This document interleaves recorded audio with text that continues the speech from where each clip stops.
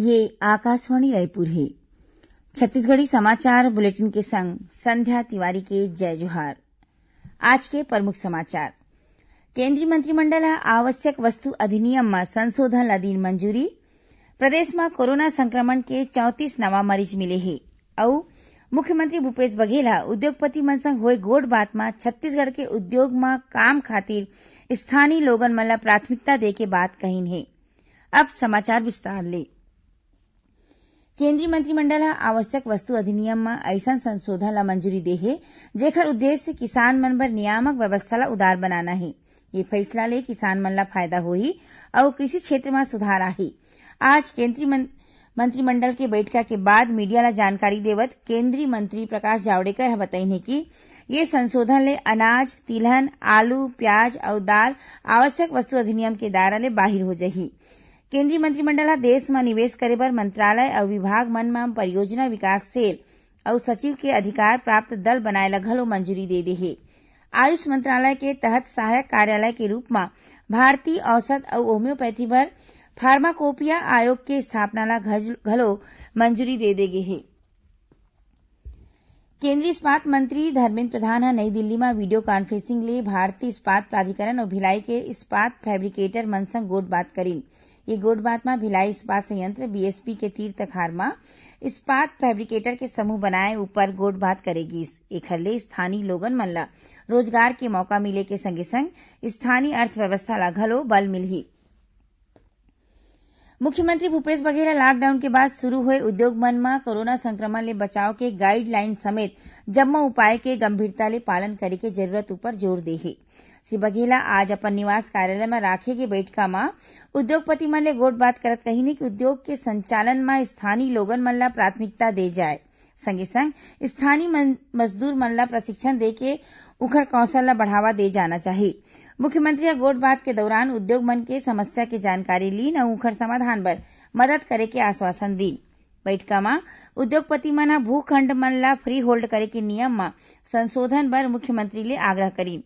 उद्योगपति मन भूमि अधिग्रहण में आवत दिक्कत अउ उद्योग बर पानी टैक्स के संबंध में घलो मुख्यमंत्री के ध्यान देवईन। प्रदेश में आज कोरोना संक्रमित 34 नवा मरीज मिले हे। बलौदाबाजार जिला में 22 कोरोना मरीज मिले के पुष्टि हुए हे। एमा ले एक स्वास्थ्य कर्मचारी के घलो संक्रमित होए के खबर है। जिला में लवन ले 8, नरधा ले 5, धारासिव ले 4, भाटापारा, बिलाईगढ़ और सिमगा ले एक झिन मरीज मिले हे। सबो मरीज मन ला एम्स रायपुर लाए जावत हे। एती कोरिया जिला के पटना में 8 कोरोना संक्रमित मरीज मिले हे। ये जम्मो प्रवासी मजदूर है। उन्हें जांजगीर चांपा जिला में 2, बिलासपुर और बलरामपुर में एक झिन नवा कोरोना संक्रमित मरीज मिले हैं। प्रदेश में अब तक संक्रमित मरीज की संख्या 595 और एक्टिव केस की संख्या 462 हो गई है। यही बीच प्रदेश में कोरोना संक्रमण ले एक और मौत हो गई। बताया जाता है कि भिलाई निवासी एक झिन माई लोगिन ला गंभीर हालत में रायपुर एम्स अस्पताल में भर्ती कराए गए रहीस। जी हां, ओकर मौत हो गई। माई लोगिन के मौत के बाद ले गए सैंपल के जांच में कोरोना संक्रमण की पुष्टि हुई है। उन्हें महासमुंद जिला के सरायपाली विकासखंड के कलिंडा गांव में क्वारंटाइन सेंटर में राहत एक झिन माई लोगिन की मौत हो गई। मिले खबर के मुताबिक तबियत खराब हुए में माई लोगिन ला सरायपाली के सामुदायिक स्वास्थ्य केंद्र लाए गिस। जी हां, जांच के बाद माई लोगिन ला मृत घोषित कर दे गिस। एखर में कोरोना के लक्षण नहीं रहिस तभो ले ओखर सैंपल जांच बर एम्स रायपुर भेजे गए हे। इति जांजगीर चांपा जिला के बोरसी गांव में क्वारंटाइन सेंटर ले लौटे एक झिन मनखे की मौत हो गई। बताया जाता है कि ये मनखे क्वारंटाइन सेंटर में 14 दिन रहे के बाद पाछू 31 मई के घर पहुंचे रही से। छत्तीसगढ़ी समाचार बुलेटिन आप मन आकाशवाणी रायपुर ले सुनत हव। छत्तीसगढ़ के खबर ले हे आपके वास्ता अउ खबर के विश्वसनीयता ले हे हमर वास्ता। आकाशवाणी समाचार रायपुर के प्रादेशिक समाचार बुलेटिन के संगे संग हमर समसामयिक कार्यक्रम आप रेडियो के संग अपन मोबाइल में घलो सुन सकत हव। आकाशवाणी समाचार फेसबुक, ट्विटर और यूट्यूब में घलो हावय। हमर फेसबुक पेज हरे Chhattisgarh news on AIR, Twitter handle CGAIR news और हमर यूट्यूब चैनल हरे छत्तीसगढ़ AIR न्यूज। तो अब रेडियो के संगे संग आपके मोबाइल के माध्यम ले हम आप तक पहुंचत हन। छत्तीसगढ़ के हर खबर पर सुनत रहो आकाशवाणी समाचार। अब आगू बाढ़न बाचे समाचार कोती। प्रदेश में सार्वजनिक वितरण प्रणाली पीडीएस में जौन उपभोक्ता मन ला अप्रैल और मई में राशन नहीं मिले हे ओमन ला जून महीना में एके संग राशन मिलही। इस संबंध में खाद्य विभाग आदेश जारी करके कहे है कि कोनो कारण ले राशन दुकान ले चना गुड़ और नून नहीं लेवैया उपभोक्ता मन ला ए महीना के संग अप्रैल मई और जून महीना के अनाज दे जाही। इस संबंध में राशन दुकान मन में अनाज राखे और बांटे के व्यवस्था करे के निर्देश दे गे हे। प्रदेश के स्कूल शिक्षा मंत्री डॉक्टर प्रेम साय सिंह टेकाम राज्य के सबो स्कूल मन के प्रबंधन समिति ले प्रवासी मजदूर के लइका मन ला स्कूल में दाखिला दे के अपील करे हे। ओमन कहिनी कि राज्य में कोरोना संकट ला देखत बड़ संख्या में मजदूर परिवार वापिस अपन गांव लौटत हे। ये मजदूर परिवार मन ला गांव के बाहिर के स्कूल छात्रावास और आश्रम मन में क्वारंटाइन करे गे हे, जेखर ले गांव में संक्रमण झन फैले। शिक्षा मंत्री मजदूर परिवार के ऐसन लइका जन कोनो सेती लंबा बेरा ले स्कूल में अनुपस्थित रहे हे ओमन ला घलो दाखिला दे के बात कहीन हे। लॉकडाउन के दौरान छत्तीसगढ़ में महात्मा गांधी राष्ट्रीय ग्रामीण रोजगार गारंटी योजना मनरेगा के सुघ्घर प्रदर्शन चलत हे। राज्य सरकार ये योजना में प्रदेश में एक बछर के लक्ष्य 33% काम पूरा कर ले हे। एकर संगे संग अप्रैल और मई महीना बर निर्धारित लक्ष्य के मुकाबला प्रदेश में 175% काम पूरा होए हे। ये दोनों मामला में छत्तीसगढ़ देश में पहले स्थान में हवय। ए दौरान 1114 करोड़ 27 लाख रुपया के मजदूरी भुगतान घलो करेगे हे।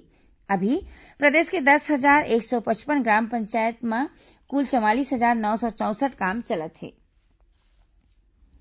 नेता प्रतिपक्ष धरमलाल कौशिक प्रदेश सरकार ऊपर बिजली बिल उपभोक्ता मन ले झूठ बोले के आरोप लगाए है।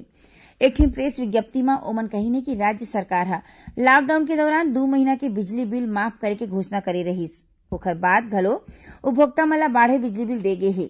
श्री कौशिक प्रदेश सरकार ले 2 महीना के बिजली बिल के वसूली रोके और बिजली बिल माफ करे के मांग करे हे। ओमन 2 महीना के बिजली बिल माफ नहीं करे में राज्य सरकार के खिलाफ आंदोलन करे के चेतावनी दे हे। छत्तीसगढ़ राज्य में फंसे उत्तर प्रदेश के मजदूर और आने मनखे मन ला उखर गृह राज्य लेगे बर परन दिन 5 जून के रायपुर रेलवे स्टेशन ले एक स्पेशल रेलगाड़ी उत्तर प्रदेश के बस्ती बर रवाना होही। ये रेलगाड़ी उत्तर प्रदेश राज्य में फंसे छत्तीसगढ़ के मजदूर मन ला वापिस लानही। दक्षिण पूर्व मध्य रेलवे के मुताबिक ये श्रमिक सुपरफास्ट स्पेशल ट्रेन में रायपुर रेलवे स्टेशन ले 5 जून के संझा 7 बजे रवाना होके बिलासपुर, कटनी, सतना, मानिकपुर, प्रयागराज, फतेहपुर, कानपुर, लखनऊ, बाराबंकी और गौड़ा होवत 6 जून के उत्तर प्रदेश के बस्ती पहुंची। ये गाड़ी में 18 स्लीपर कोच, 4 सामान्य कोच और 2 आने कोच समेत 24 कोच रही। प्रदेश में अवैया 24 घंटा के दौरान ज्यादातर भाग में गरज चमक के संग हल्का ले मध्यम वर्षा होए के संभावना है। मौसम विभाग ले मिले जानकारी के मुताबिक उत्तर बिहार ले लेके झारखंड तक बने सिस्टम के सेती प्रदेश में वर्षा होवत है। ये दौरान 1-2 जगह में गरज चमक के संग हवा गरेर और गाज गिरे के घलो संभावना हवय। यही बीच आज मंझनिया राजधानी रायपुर समेत प्रदेश के कतकुन जगह में हवा गरेर के संग वर्षा होइस, जेखर ले तापमान में कमी आए हे। आखिर में प्रमुख समाचार एक घाव फिर। केंद्रीय मंत्रिमंडल आवश्यक वस्तु अधिनियम में संशोधन ला दिन मंजूरी। प्रदेश में कोरोना संक्रमण के 34 नवा मरीज मिले हे और मुख्यमंत्री भूपेश बघेल उद्योगपति मन संग होए गोठ बात में छत्तीसगढ़ के उद्योग में काम खातिर स्थानीय लोगन मन ला प्राथमिकता दे के बात कहीन हे। एकरे संग छत्तीसगढ़ी समाचार बुलेटिन इहे सिरावत हे। जय जोहार।